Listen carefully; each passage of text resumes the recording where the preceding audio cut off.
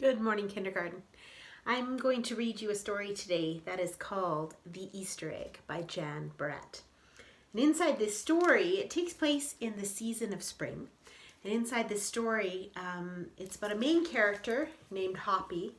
And he is getting ready to decorate some Easter eggs. And all of his friends have decided how they're going to do that. But he hasn't decided yet what kind of egg to make. So he hops along to find different kinds of Easter eggs to get some ideas, and he meets some awesome friends along the way. This is a beautifully illustrated book, so I'm actually going to move the camera so that you can see the pictures for this one, and then I will then read you a second story, Curious George and the Bunny, and so I hope that you Easter Egg by Jan Barrett. Permission granted from Penguin Young Readers Group.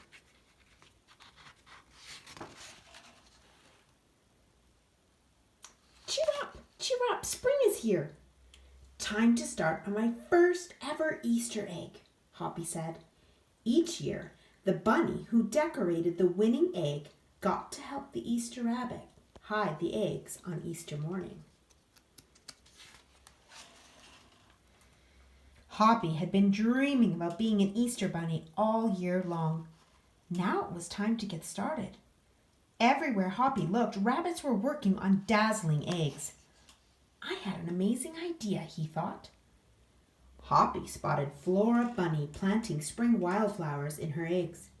The Easter bunny will love those colorful flowers, he thought.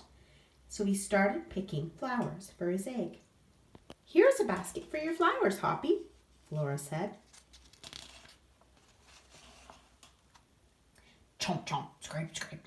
Hoppy spied Buster Birch carving a magnificent wooden egg. I wish I had some wood for my egg, he wished out loud. Oh, here you go, Hoppy, Buster Birch said, and he put a smooth, round piece of wood in Hoppy's basket. Thank you, Buster.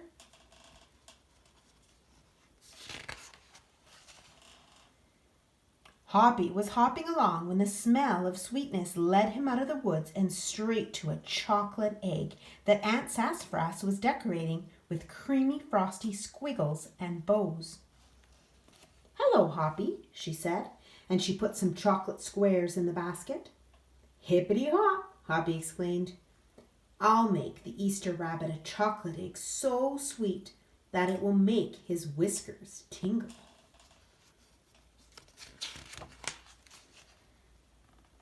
Then Hoppy saw Granny decorating one of her fabulous story eggs.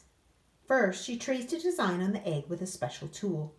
Then she dipped the egg in pots of yellow, green, orange, and red dye, adding to the design each time. Hoppy couldn't believe his eyes. I'll never make an egg that beautiful, he told Granny. She smiled. Try, she said, giving him one of her special tools.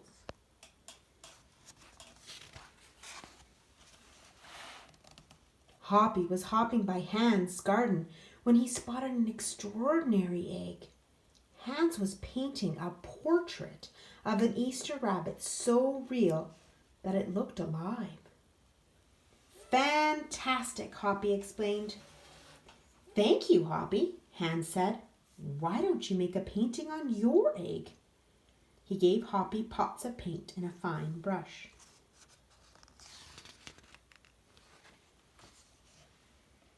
As Hoppy bounced along, a loud boing nearly knocked him off his feet. It was a whirling, twirling, mechanical egg. Whoa, said Hoppy. That's an unusual egg.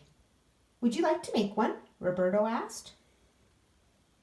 Hoppy tried hard, but the harder he tried, the more parts and pieces piled up around him. Thank you, Roberto, he sighed, but I think I'd better make that egg that's just right for me. Thanks anyway.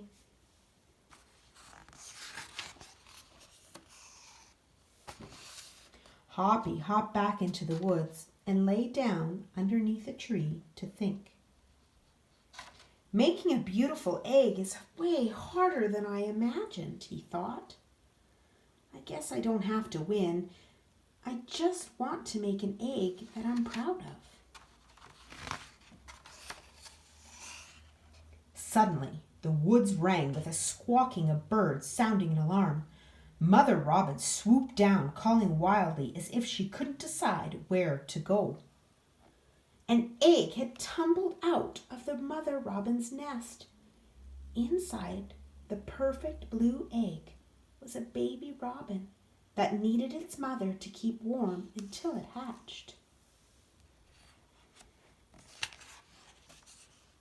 Hoppy knew just what he had to do. He sat down carefully and covered the blue egg with his soft, warm fur. "I'll take care of you the best I can," he whispered. Relieved, Mother Robin chirped and settled down on her own other 2 eggs.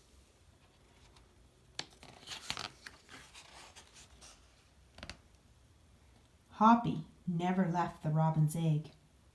If it was warm and sunny, he carefully turned the egg in its nest of moss. If it was rainy and cold, he kept the egg covered and dry. At night, the wild animals passed by. Hoppy crouched down and stayed hidden in the ferns. Often, he heard strange noises coming from above, but Hoppy never ran away. Every day, the rabbits worked on their eggs. Tadpoles turned into frogs. Buds swelled into leaves, and Easter came closer and closer. Finally, it was time for the rabbits to take their eggs to the glen. They had forgotten all about Hoppy, who was quietly sitting on the blue egg under the tall tree in the woods.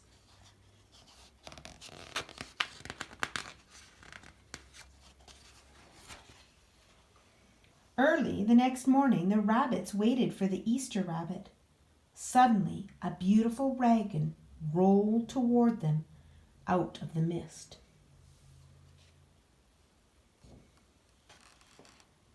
And stopped. The Easter bunny stepped down from the wagon and admired the decorated eggs one by one. "You have brought me the most beautiful eggs in the world, but a very special one is not here," he told them. The rabbits were puzzled. Whose egg could it be?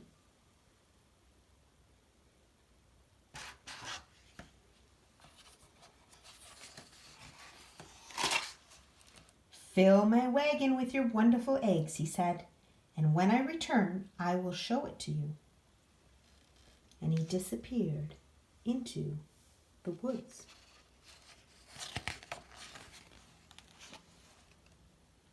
He came back with Hoppy looking scruffy.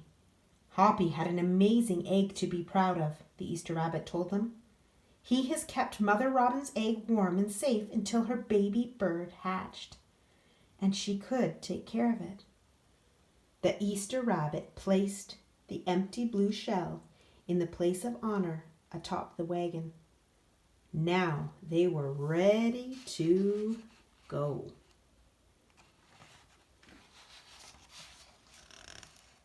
The rabbits cheered for the egg that had surprised them all. "It's our best Easter ever, Hoppy," they shouted. Even the brave little bunny and the Easter rabbit rode off together to hide the eggs for girls and boys to find on Easter morning. The end.